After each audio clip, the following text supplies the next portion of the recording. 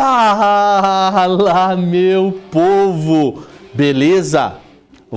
Tá no ar mais um Cenários 2022 e hoje nós vamos receber o homem que é protetor dos incautos. O homem que estudou... Já entrou no ar, mano? O homem que estudou com meus avós na época de Rio de Janeiro. Meu camarada, que a imagem no fundo tá congelada porque ainda aparece o Gani, Rui das Neves. Tudo bem, meu amigo? Tudo bem, graças a Deus. Ué, acabou. Tudo de paz. Congelou a imagem mesmo? Que chato. Congelou, ainda tá Rui das Neves lá, ó. Ou tá com um delay do caramba o YouTube aí atrás. E aí, meu amigo? Pode ser. Primeiro, nós vamos conversar aqui muito sobre a parte de fundo imobiliário e etc. Antes de chegar no assunto, como você chegou nesse tema no decorrer da vida? Qual é a tua história? Bom, primeiro, vamos lá. Eu não sou brasileiro, né? Vim para cá humildinho e quando cheguei aqui já tinha geração da família trabalhando com real estate. E então, quer dizer, eu já tive a minha juventude toda trabalhando com imóveis, tá? Hotel, sempre alguma coisa voltada à locação, construção. Então, minha vida foi sempre essa, a vida toda. Parte da minha família, inclusive, tem holding familiar para aluguel de imóveis próprios e para terceiros. E depois eu tentei me desgarrar um pouquinho, né? Fui indo para a construção sozinho. E para diversificação, né? Comecei a querer entrar na renda variável. E, lógico, o mais fácil, vamos dizer assim, né? Seria os fundos imobiliários pelo meu conhecimento de imóveis. Então, vamos lá. Aí eu me especializei, não vou falar especializar, né? Eu estudei mais fundos imobiliários que ações, BDRs, estoques. O fundo imobiliário é mais minha veia. Entendido. Vamos lá começar a apresentação? Você tem uma apresentação PowerPoint que você preparou, né? Porque eu pensava que a sua primeira pergunta ia ser o seguinte: os fundos imobiliários estão baratos ou estão caros? Eu estava esperando essa então vamos lá. Voltamos à fita. Meu amigo Rui das Neves, os fundos imobiliários, eles estão baratos ou eles estão caros? Essa é a lógica, né? Já que o cenário é 2022, eu tenho que responder o seguinte: existe duas maneiras de responder. A minha opinião, lembrando que a minha opinião não é a opinião da BMC, né? Tá aí prova a idoneidade da emissora. Vocês chamam todas as posições, todas as opiniões do mercado, e eu fico muito feliz de vocês terem me dado essa confiança e de expor também um lado, né, um dos lados da moeda. Tecnicamente, os fundos imobiliários estão baratos, mas financeiramente ainda, no geral, lógico, tudo que nós estamos falando é no geral, né? Ainda não estão baratos, podem ficar mais ainda. Aí eu vou explicar minha tese aqui. Vamos ver se a gente compartilha a tela, que aí no racional, professor, no final me pergunta o que quiser, ou me interrompe. Tá aí a imagem? Tá. Ih, errei aqui. É que o Batman me persegue, desculpa. Pelo amor de Deus, mano. Vamos lá. Que o Batman me persegue. Meu Deus, a operação contra a ajuda dos incautos. Vamos lá. Primeiro eu vou fazer um racional. Eu quero demonstrar ao pessoal todo aqui que eu vou mostrar uma tese para cada um raciocinar. Lembrando que ninguém é o dono da verdade. Tá? Apenas eu sou um investidor, uma pessoa que tem bastante experiência. Tá? Como qualquer ser humano tem erros, tem acertos, mas pelo menos o meu histórico, eu tenho dado sorte, tenho dado acertos, e a gente vai trabalhar em cima do racional. Vamos lá, e eu gostaria que todo mundo prestasse atenção no que eu vou dizer. Primeiramente, nós temos que dar um passo um pouco mais atrás. Professor, em 2019, tá, o final de 2019, nós chegamos a duas situações diferentes. Primeiro, lá na época, os imóveis, o valor patrimonial dos imóveis estava muito menor do que o valor de mercado. Tá? Eles estavam sendo negociados muito além. As pessoas estavam aceitando pagar valores irracionais. Tá? E deu no que deu. Aí nós vemos agora. Agora nós estamos com o último boletim de novembro de 2021, que se inverteu. Veja bem, hoje os valores patrimoniais estão maiores que os valores de mercado. Aí, em tese, o senhor vai dizer assim, então está tudo barato, está em liquidação? Aí eu digo, será? Olha aqui a demonstração, aqui, ó. Juntando a tela. Nós estamos em situações adversas. Confere, professor? Situações totalmente adversas. Nós tínhamos aqui o valor de 88 bi de patrimônio, hoje temos 130 bi de fundos imobiliários. Só que, onde nós temos que analisar isso aqui? Por que o mercado está batendo tanto nos fundos imobiliários, ao contrário que muitos pensam? Primeiro, nós temos que entender o seguinte, a referência principal, tá, dos fundos imobiliários é o Tesouro Direto de longo prazo, que normalmente é usado, nesse momento, é o IPCA 2035. Tá? Só que o IPCA 2035, ele tem duas variantes de taxa, certo? O IPCA mais ou mais. Então, se a gente perceber aqui, o mercado enxerga, os investidores enxergam o quê? Hoje, 10,74 mais 5,24. Então, o mercado hoje está enxergando, se botar o capital no Tesouro IPCA 2035, neste momento, na projeção de um ano, tá, está dando 15,76. E isso machuca os fundos imobiliários. Aí, professor, o senhor vai me dizer o seguinte, mas então, Rui, então quer dizer que eles estão baratos? Financeiramente, pode ser que não.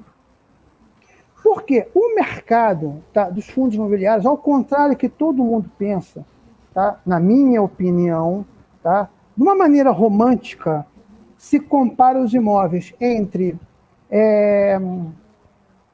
imóveis normais, físicos, com fundos imobiliários. Essa mecânica, na verdade, ela não funciona. Por quê?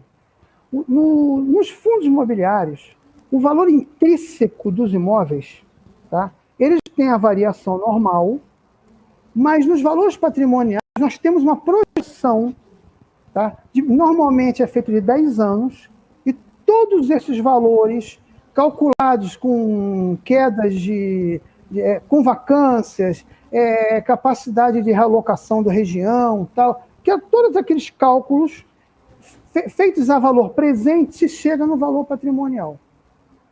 Então, veja bem, é uma gangorra. Eu digo para as pessoas que o fundo imobiliário é um ótimo investimento, mas ele é muito cíclico, ao contrário do que todo mundo pensa. Tá? Você tem que saber comprar os fundos imobiliários no momento certo. Lógico que ninguém acerta o olho esquerdo da mosca, mas consegue acertar a barriga do boi. Entendeu? Apenas são tamanhos diferentes. Você consegue chegar à proximidade. Mas o que acontece? As pessoas têm que entender que há essa variação. Os fundos imobiliários trabalham muito próximos à marcação ao mercado dos tesouros. Tá? Esse é o problema. Temos uma outra variação que mexe na cotação, professor, que é muito controverso. É a taxa Selic. Isso aí vai dar polêmica. A taxa Selic, as pessoas vão dizer, peraí, mas isso aí é juros de curto prazo, isso não tem nada a ver com o fundo imobiliário. Aí eu digo para as pessoas, tem sim. Tá?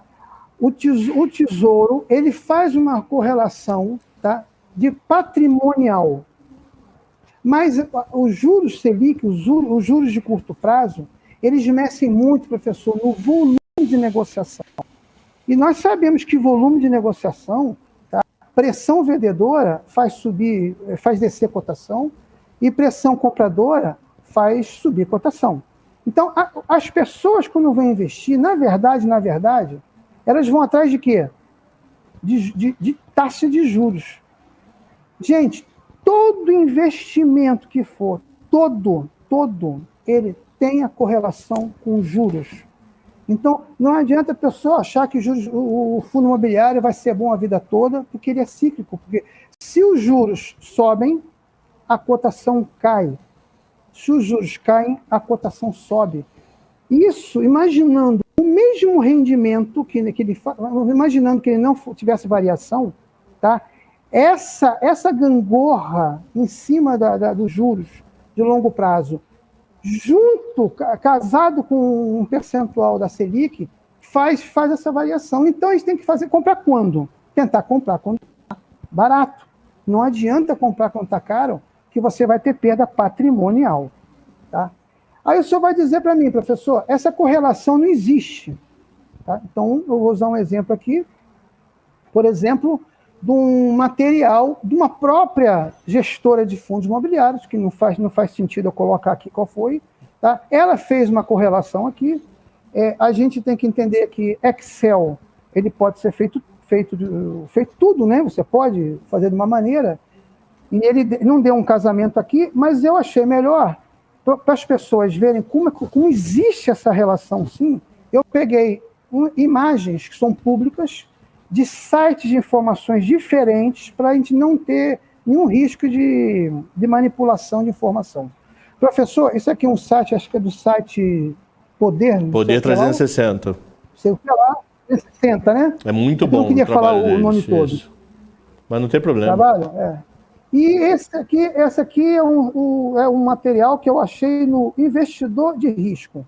Tá? Eu não achei até a data de agora, mas eu quero que o pessoal veja o seguinte, olha como os dois materiais, olha como casam a correlação negativa. Gente, vou tirar aqui, vou apertar.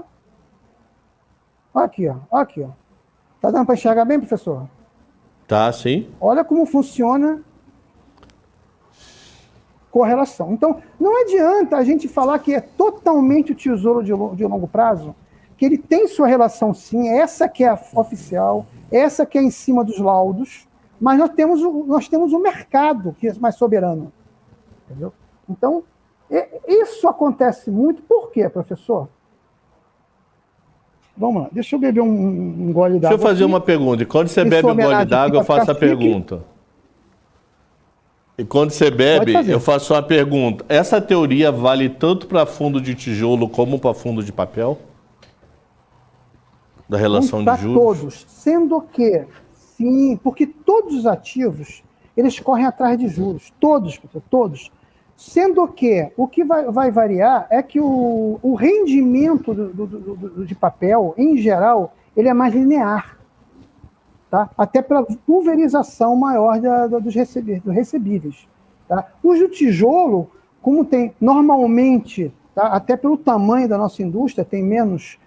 O maior fundo, acho que é da Alquineia, se não me falha a memória, acho que é 4 bi. Então, ele está mais sucinto, tá mais sensível à diferença de rendimento quando tem algum problema no contrato. Tá? Eu não sinto nenhum problema, eu até gosto muito mais dos de tijolo, porque quando você tem alguma queda de rendimento naquele momento, às vezes 2, 3 meses, a cota cai, que cai automático, professor. Cai automático, é impressionante. Um inquilino, por exemplo, paga uma cota, naquele mês cai o rendimento, automático, cai a cota. O pessoal trabalha ali na ponta do lápis. Então, e cadê os fundamentos daquele fundo? Quer dizer, vários imóveis AAA, vários inquilinos, aí dá problema em um, de 30. Pô, a pessoa vai penalizar? Aí alguém vai dizer, não, vou comprar mais barato para baixar preço médio. Mas veja bem, se caiu o preço, é que teve mais pressão vendedora. Mais pessoas pensaram que aquela cota não está valendo mais aquele preço. Entendeu? Então, vale para os dois, sendo que a variação é menor dos papéis. Por isso que o pessoal diz que é mais protetivo nesses momentos, né, do que os de tijolo. O que eu ia explicar aqui.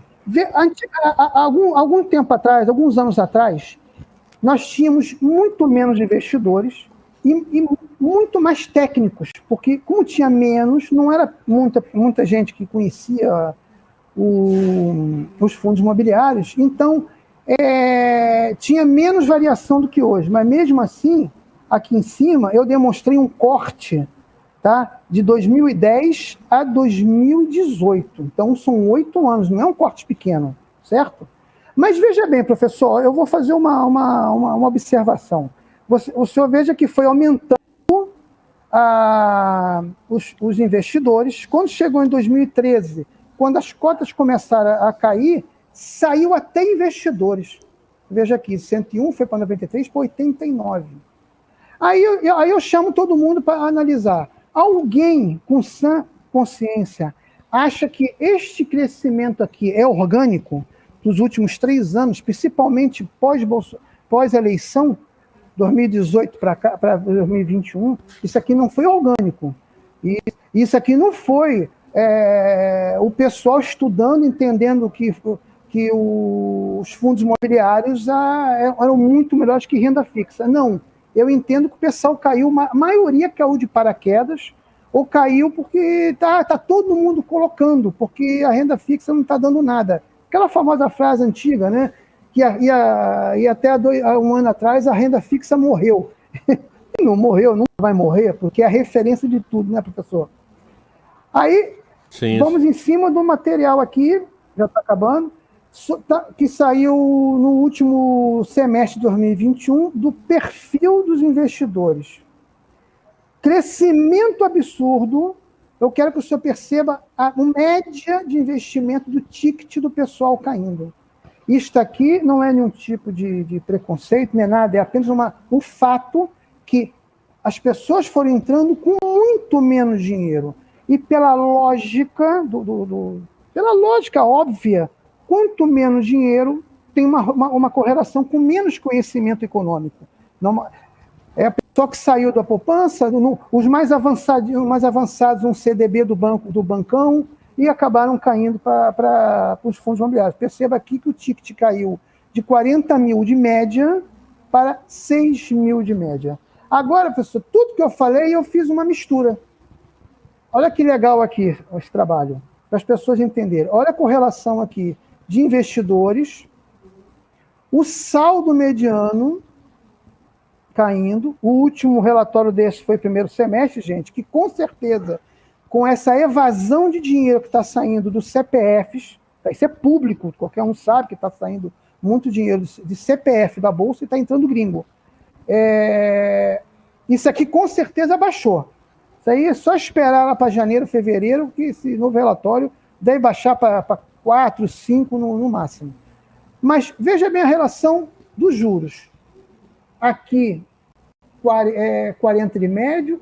Quando começou a cair, o ticket foi caindo. E agora subiu. Essa subida muito rápida é a que eu digo que a probabilidade disso aqui baixar para 4, 5. Aí você vai me dizer, mas Rui, mas tem alguma outra maneira que a gente possa ver, já que ainda não saiu o relatório? Tem, do último mês aqui. Analisem, gente, o volume de negociação de pessoas físicas em 2019 e agora em novembro de 2021. Baixou de 72, quase 73, para 63 de volume de negociação. O IFIX caindo, quer dizer, todo o volume geral caindo, e desse todo o volume geral caindo, menos pessoas negociando. Então, eu entendo que os CPFs estão tirando muito dinheiro da Bolsa. Está aqui o IFIX em queda. Antes que o senhor me pergunte, professor, o senhor vai dizer, mas esse último mês aqui, de dezembro, deu uma subidinha. Eu quero explicar às pessoas que, normalmente, em junho para julho e dezembro para janeiro, normalmente sobe as cotações porque são fechamento semestral, e nesses fechamentos semestrais todos os gestores são obrigados a distribuir a partir de 95% do lucro caixa. Então, normalmente, esses dois fechamentos, às vezes, sai um resíduo a mais. A tendência em janeiro, voltar à queda pela taxa de juros maiores. Professor, então, aqui é o final da apresentação. Se você quiser, o senhor deve perguntar quando eu vou voltar, tá? E se voltar, o que eu compraria? Eu iria falar para as pessoas o seguinte: comecem a sair dos papéis, porque há um comportamento natural de quando os rendimentos dos papéis começarem a cair, porque a inflação começar a cair, os rendimentos nominais vão voltar a descer. Vai ter marcação a mercado nos papéis, entendeu? Então, isso que vai acontecer, vai ter aquele efeito manada. Todo mundo vai voltar para os tijolos. Então, antecipem essa troca, que o upsider das classes, eu acho muito melhor entrar nos de tijolo nesse momento, mesmo eles pagando um yield menor, tá, do que os papéis hoje, tá? Quando eles retornarem às cotações e quando tiverem as renovações de contratos e por aí fora, e eu acredito que vão voltar às salas comerciais com calma. Não adianta, a vida vai voltar ao normal. Pode demorar um pouco mais, um pouco menos, vai voltar ao normal. Tá? Os yields vão, o hidden cost vão ficar de 2 dígitos tranquilamente. Professor, se o senhor quiser fazer pergunta, eu tenho até material aqui, se o senhor quiser fazer mais algum outro questionamento, o senhor fique à vontade. Fechou. Descompartilha pra gente. Interrompe o compartilhamento. Você mesmo aí, Rui. Lá. Isso. Saiu? Saiu. Aí eu faço uma pergunta para vocês. Para você. A minha esposa, ela deve começar a trabalhar, ela já está meio que trabalhando em home office, em presencial, voltou agora. Ih, cadê o Rui? Rui sumiu. Rui sumiu. O Rui caiu. Qual ia ser meu questionamento para o Rui, para vocês já terem uma ideia? A minha esposa, ela já começou agora, dia 1º de dezembro, a voltar para o presencial. Mas ela não vai, por exemplo, todos os dias. Então, a pergunta que eu faço, várias pessoas não vão mais todos os dias. Então, muita gente perdeu a baia, não está mais com a baia fixa. Não quer dizer que aquele local que eu sentei durante 5, 10, 15, 20 anos da minha vida, ele vai continuar a estar lá. Agora é o famoso, eu estou lá hoje, amanhã quando eu chegar pode estar Maria, no outro dia pode estar Joana e etc. A não ser que eu tenha uma equipe. Então, aquela equipe está ali, mas se minha equipe é 10, eu vou ter 6 lugares. E com isso, está tendo muita devolução de prédio. Muita. Tem um amigo meu que ele trabalha, eu quero falar o nome porque é pública essa decisão, mas eu esqueci o nome, é o Racha da Baia. A Baia criou um filhote, ele está nesse filhote. Eles estão entregando o prédio, Alphaville. Entregando o prédio, não quero mais. E estão indo para outro prédio, que a tecnologia é mais barata, ocupando espaço menor, fazendo home office. Então ainda tenho muito questionamento o quanto esses fundos vão voltar ao normal. Se vão voltar ao normal e quando vão voltar ao normal. Eu não sei se é uma coisa tão rápida assim que o mundo vai aos poucos voltando ao normal, que todo mundo vai voltar a ir para o ambiente de escritório. Não sei. Eu juro que eu tenho essa dúvida muito, muito grande, tá? E eu queria perguntar isso para ele. E já adiantando uma pergunta que eu vou fazer para ele, que eu gravei aqui, eu não sei nem que dia vai passar, porque eu não tenho de cor. Provavelmente a produção aqui já tem a sequência das gravações, como é que foi. Uma pergunta clássica, eu falo para ele o seguinte, olha, tem shopping que está lotado, mas só está lotada a praça de alimentação. E aí, como está o setor de shopping? Tá, então deixa eu voltar. Volta aí, Rui. Isso que da internet Saquarema, passou o carro no quebra-mola, a internet sai do ar, né? Cidade pequena é assim mesmo. Deixa eu te fazer uma pergunta, que eu estava contando uma história quando você caiu. Minha esposa, a equipe dela não vai mais todo dia. Vai ter revezamento.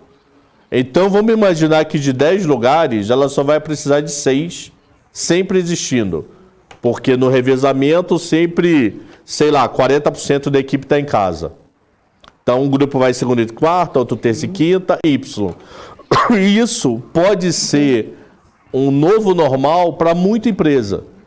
Então significa que os prédios vazios só vão voltar a ser ocupados quando a economia crescer o suficiente e se contratar mais pessoas ou a empresa crescer algo parecido. Então uma dúvida que eu tenho, se fundo de sala ele volta numa velocidade tão rápida, sabia? O que você acha? Sim, mas em tese, os fundos imobiliários são para longo prazo? Sim. São para longo prazo. Então, se você está a olhar para o hidden cost, tá? E você está comprando nesse momento com os valores abaixo do valor patrimonial, lembrando que eu expliquei a diferença, tá? Baixo valor patrimonial, eles estão baratos, mas eles podem ainda cair mais por causa da taxa Selic e por causa do Tesouro. Pode cair mais. Eu acho que eles ainda vão cair até, vamos dizer assim, março, abril, maio.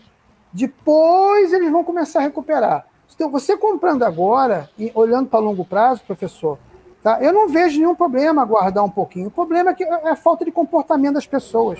As pessoas querem comprar um ativo qualquer, principalmente de longo prazo, e quer que no dia seguinte a cotação já recupere. Já quer que o rendimento suba com uma semana. E as coisas não são assim. Tá? Eu acho que as pessoas tinham que repensar o que é renda variável. Tá, mas o meu medo é o quanto tempo vai demorar isso, entendeu? Eu não sei até quanto isso volta tão rápido. Fundo de shopping, tem uma discussão que eu tive com o Arthur, que eu entendi a alegação dele depois do debate, e eu acho que ele meio que me convenceu pelo seguinte. Qual foi a minha pergunta? Pô, shopping tá lotado, mas tá lotado para essa alimentação. Ele falou, ó, divida shopping em 2 réguas, classe A e demais. Classe A já normalizou. Classe A, a venda está igual a 19 ou até superior. Não tem mais crise nesse público. Classe B e C, nós estamos tendo ainda processo de adaptação. Mas eu acho que shopping acaba sendo um setor de diversão. Até mesmo para complementar o escritório. Porque como eu estou muito dentro de casa, caramba, eu quero ver gente. Por ver gente, se a economia, o PIB não atrapalhar, eu acho que fundo imobiliário de shopping volta com uma velocidade boa. Se a economia não atrapalhar. Agora, fundo de escritório, eu acho que até volta, mas não podemos ter ilhas. Fundo imobiliário A, B e D, sim, ok. Esses vão. E uma grande cabeçada vai demorar, entendeu? Sim, mas o senhor não acha que pode ter um efeito flight to quality se os gestores começarem a saber trabalhar isso, oferecerem essas lajes que estão vazias, que estão batendo nos rendimentos? Porque a gente tem que lembrar o seguinte, imóvel vazio não é só baixa, não é só cair a renda, é custo. Os AAA, condomínio está lá, né? Em geral, eles são maravilhosos. É lógico. Então você elimina custo e você ganha renda. Então eu acho que tem que ter um pouco mais de flexibilidade dos gestores de facilitar, de tentar trabalhar um pouco mais nos preços para encher os imóveis. Quem vai se ferrar mais? As classe B dos imóveis, que não se enquadram nos fundos imobiliários. Esses vão sofrer, porque você vai chegar para um inquilino, olha só, você paga tanto nesse imóvel de classe B, eu tenho aqui um duplo A aqui, eu te faço pelo mesmo aluguel. O cara vai querer. O problema é que os gestores, eles costumam segurar muito imóvel vazio, entendeu? Eles é que esperam mais do que o próprio cotista. Entendeu? Então, quer dizer, vamos trabalhar um pouquinho mais para alugar. Olha, eu também faço uma gestão de alguns imóveis e eu vou dizer para o senhor, a minha vacância é 0. E a Rio de Janeiro. Tá? Por que é 0? Porque eu acho que você tem que trabalhar com um pensamento parceiro do inquilino. Eu acho que se o inquilino tiver boa fé, e se você tiver boa fé, acho que todo mundo sai ganhando. Eu acho que não é só ficar o imóvel vazio, não, vou segurar porque eu consigo alugar mais caro. Mas aí você tem que esperar 1 ano, 2 anos, 3 anos. Entendeu? Enche tudo, cara, enche tudo. Faz contratos menores, entendeu? Faz contratos com desconto e você vai tirando os descontos no contrato. Tá? Bom, a gente não pode também, como é que eu posso fazer obras, ser um engenheiro de obras construídas, né? Cada um sabe onde aperta o calo. Tá? Mas eu, pela minha experiência, eu acho que dá para subir um pouco sim, as ocupações. Pô, e essa experiência é grande, né? Desde Caravelas, maluco. Foi um pouco depois do senhor que o senhor veio no navio. O senhor veio no navio. Eu com meu tio, eu com meu tio Pedro. Deixa eu te fazer uma pergunta. Como é que tá o repasse de GPM nesses seus imóveis? Esse é o problema. A maioria tá aceitando o IPCA. O GPM passou da lógica, né? Como é que você vai chegar para o inquilino e vai chegar, olha, aumenta o seu aluguel. No meio de uma crise. Você pedir para o cara sair. Não faz sentido algum, entendeu? Eu acho que tem que se negociar. A boa política tem que se negociar.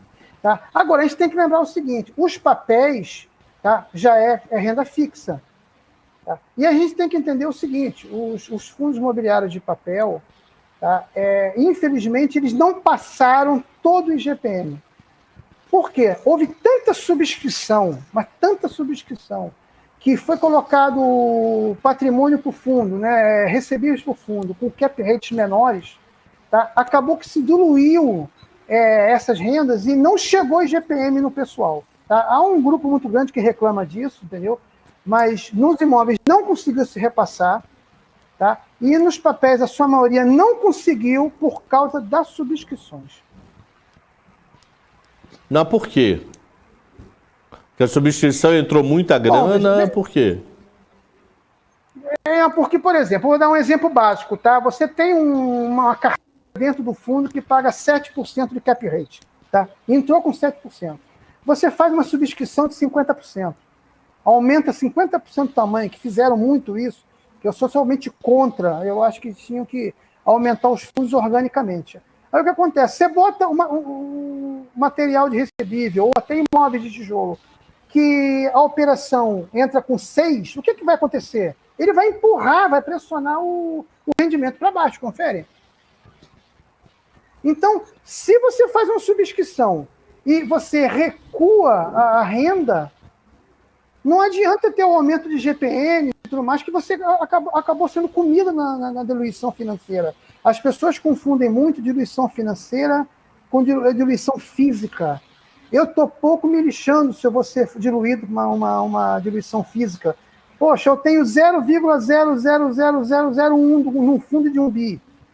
Ela faz uma subscrição orgânica. Eu vou passar para 0,0000, mais um 0,1 do fundo, não vai pouco me importar. Eu quero saber se aquele valor nominal, depois da operação, que eu recebia 50 centavos, vai continuar pagando 50? Vai pagando 60? E isso é que interessa. As pessoas com muito isso. Diluição financeira com diluição física. Meu amigo, uma última pergunta sobre fundo imobiliário. A sua neta tem e por quê? Quem? A sua neta? Que eu só conheço uma, né? Tem, a que sempre aparece contigo. Tem a pequenininha, a mais velha, é mais envergonhada, não aparece. Mas veja bem, elas têm fundo imobiliário, mas elas têm uma gestão mais passiva. Eu que faço o gerenciamento da carteira, todo mundo aqui da família, na renda variável, né? Quando chegou em 2019, depois de eu ter aparecido em muitos canais de pessoas sérias e isentas, avisando que aquelas cotações estavam irracionais, eu vendi os fundos imobiliários delas, mas eu vendi o capital investido. Eu só deixei lucro. Então, quando você deixa só lucro, eu estou mitigado de risco. Então, pode subir, pode descer, só tem lucro. Ela, junto comigo, junto com filha, junto com minha mulher, a gente deve voltar aos fundos imobiliários no final do primeiro semestre, que eu acho que é a previsão que deve ser um momento bom de entrar, lógico, genericamente, nos fundos imobiliários. Então você acha que até lá pode cair? Pode cair, pode cair. Pela pressão da Selic, porque é difícil, eu mostrei naquela tabela em cima. O pessoal, já que diminuiu o conhecimento, diminuiu o valor médio dos tickets, a pessoa não está preocupada se o imóvel é bom ou ruim, está a longo prazo. Ele olha para os juros.